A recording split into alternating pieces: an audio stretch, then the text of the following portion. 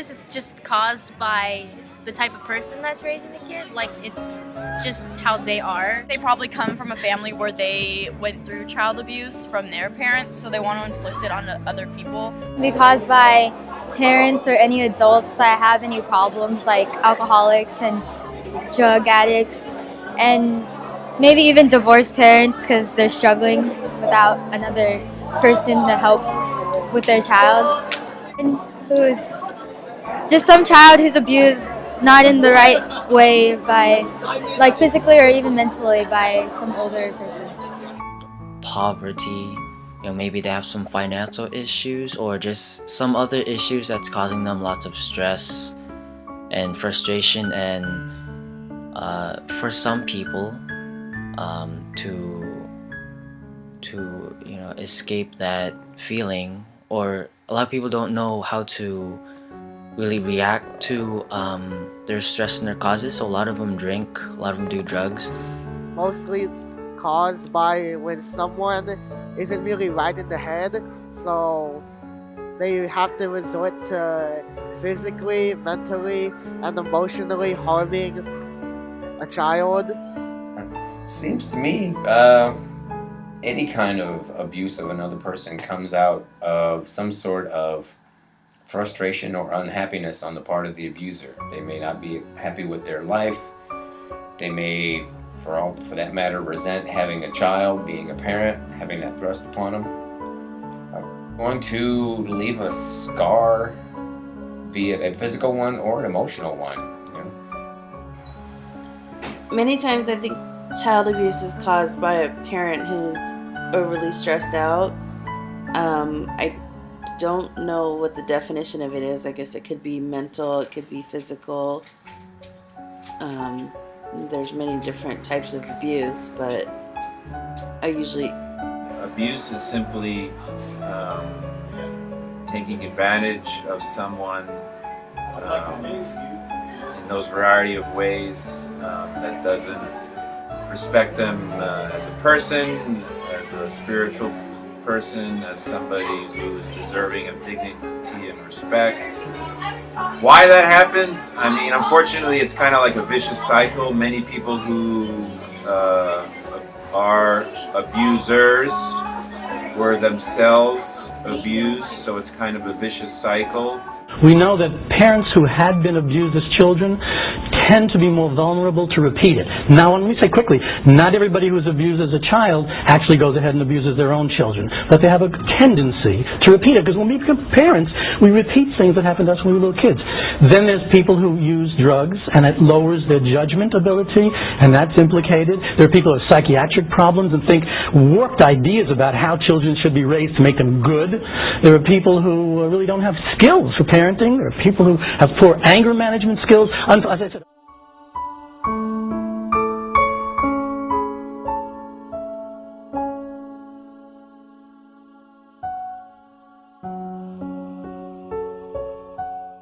I'd most likely report it because child abuse is a very bad thing and it should never be done. Even as a form of discipline, it should never become abuse. I would do everything in my power to stop it, and since I am a teacher, by law, if I ever come across any kind of abuse, whether it's physical, emotional, spiritual, mental, I by law have to report it within 24 hours. Out in the public, I think I would feel obligated to intervene. Take a video, take a picture, I would report it. I would find out information on the person. If I saw child abuse, I would probably report it because I want the kid to have a better life. If I saw child abuse, I would also report it because I don't want them to be in that type of pain, because child abuse is extremely sad. We try to stop it or try to help them, or maybe find an adult that can get them out of that situation. Because In public, I would have I would have been really careful about it, because I wouldn't want to provoke their problem even more by making them even more mad. I would have not gone there myself. I would have gone there with my parents, and what I felt was right, which is to just basically tell them to stop. First off, don't blame yourself if you find out something happened, because I know people did say that they saw, in retrospect, reasons why they might have suspected that the kid was abused. But the fact is, these are secrets. Kids who are abused don't shout it from the rafters, I'm being abused. They love their parents no matter how much their parents are torturing them. The parents are hiding it. So several things you need to keep in mind. You might notice that a kid has injuries, and you want to see, do those injuries actually fit what the explanation is? And very often, even if it does, there might be a pattern of abuse. And so there may be several different times when the kid is showing injuries that just don't kind of add up. A kid gets hit with a baseball bat, the whole team sees it. When secret injuries occur and they're repeated, even if the explanation seemed to fit, that's a good reason to be suspicious. Then there are other reasons too. You want to look at whether a kid is not having play dates. Parents want to hide them away so other people don't see them. They want to keep it hidden. Then there are still other reasons that they don't show emotion when they're hurt, because they've become inured to being hurt. And lastly, there are inappropriate outfits the kids wear. They're covering up bruises. They might go to school with long sleeves and high necks. And above all, don't be afraid to get involved.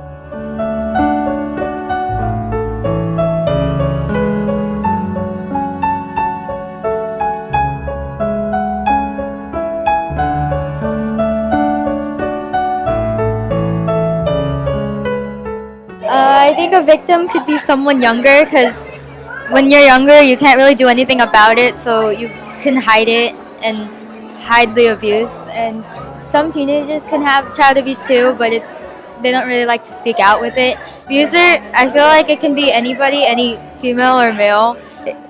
Maybe most likely it would be a male, but it can be any person. And I feel like girls might be getting abused more than guys would, because there are more things to deal with as a girl than as a guy would.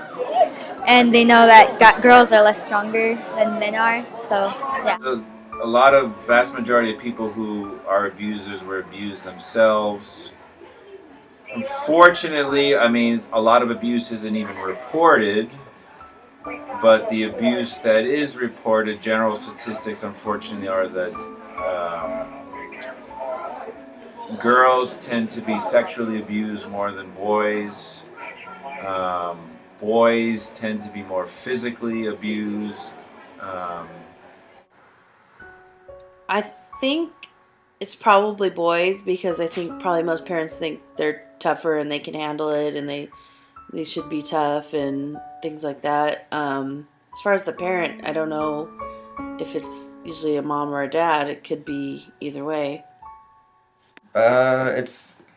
I hear that it gets passed down a lot. If someone abuses their children, the chances are pretty good the parent was abused when they were a child. So it has apparently it has a habit of feeding on itself and getting carried down from generation to generation.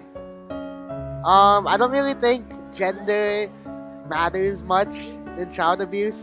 It's when the abuser just wants to abuse, they'll take any child that they can get, kinda.